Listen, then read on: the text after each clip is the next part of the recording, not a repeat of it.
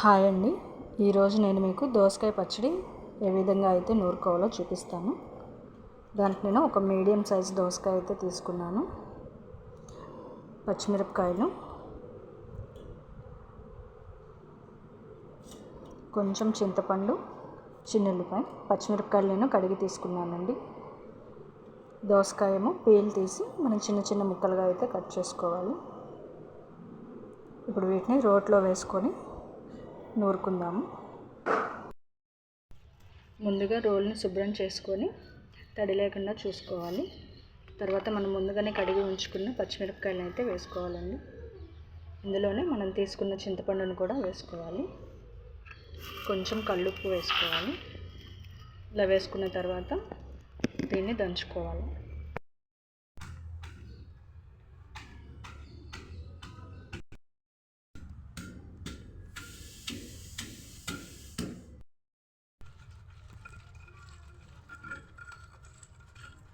పచ్చిమిరపకాయలు బాగా మెత్తగా అయితే అవనవసరం లేదు, కొంచెం కచ్చా పచ్చాగానే ఉండాలి.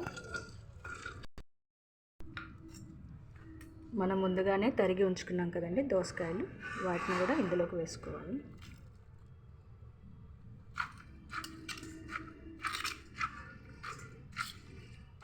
మొత్తం మిక్స్ చేసుకుంటూ చిన్నగా అయితే ఈ విధంగా దంచుకోవాలి.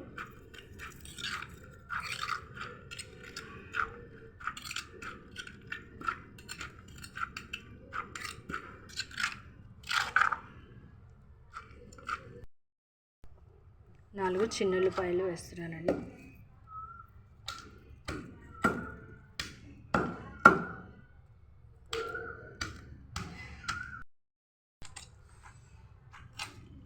చిన్నుల్లిపాయలు దంచుకున్నాక మొత్తం ఒకసారి ఈ విధంగా మిక్స్ చేసుకోవాలి.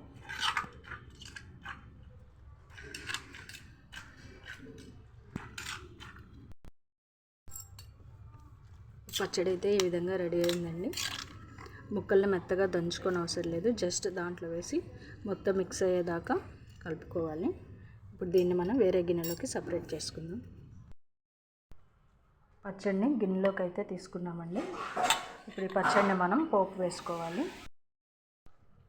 పోపు కోసం ఒక గిన్నె పెట్టుకొని అందులో ఆయిల్ అయితే వేసుకున్నానండి. ఆయిల్ని వేడెక్కనివ్వాలి. ఆయిల్ వేడైన తర్వాత 2 ఎండుమిర్చి, కొద్దిగా పోపు అయితే వేసుకుంటున్నాను.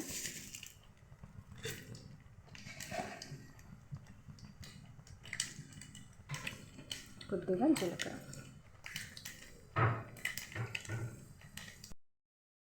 కొద్దిగా ఇంగువ అయితే వేసుకుంటున్నానండి. కొద్దిగా కరివేపాకు.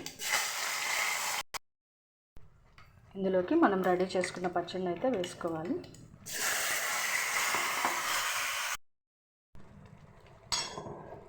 పచ్చడి అయితే ఈ విధంగా పోపు వేసుకోవాలండి. పోపు వేసుకొని మొత్తం మిక్స్ చేసుకోవాలి.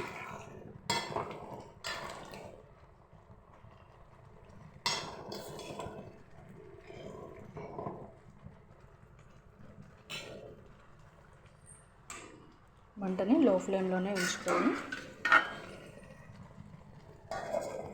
మూత పెట్టుకొని ఒక 2 మినిట్స్ అయితే ఉంచుకోవాలి. ఈలోపు మనం కొంచెం కొత్తిమీరని అయితే వాటర్లో వేసి క్లీన్ చేసుకుందామండి.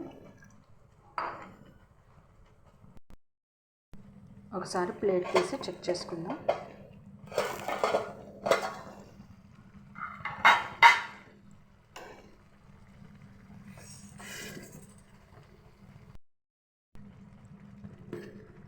ఇందాక మనం వేసినప్పుడు పచ్చిమిరపకాయలు అనేవి బాగా గ్రీన్గా ఉన్నాయి కదండి. ఇప్పుడు కొంచెం అయితే కలర్ అనేది చేంజ్ అయింది. చూడండి, ఈ విధంగా అయితే మగ్గితే సరిపోతుంది. దోసకాయ అనేది ఎక్కువ మెత్తగా అయితే అవనవసరం లేదు, ఈ విధంగా ఉంటే సరిపోతుంది. ఇందులోకి మనం ముందుగానే ప్రిపేర్ చేసుకొని ఉంచుకున్న కొత్తిమీరని అయితే వేసుకుందాం. కొంచెం సరిపోతుందండి.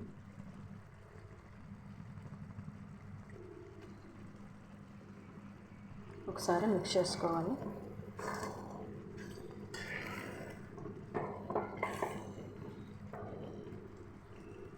ఫైనల్గా చట్నీ అయితే ఈ విధంగా ఉంది. స్టవ్ ఆఫ్ చేసుకుందాం.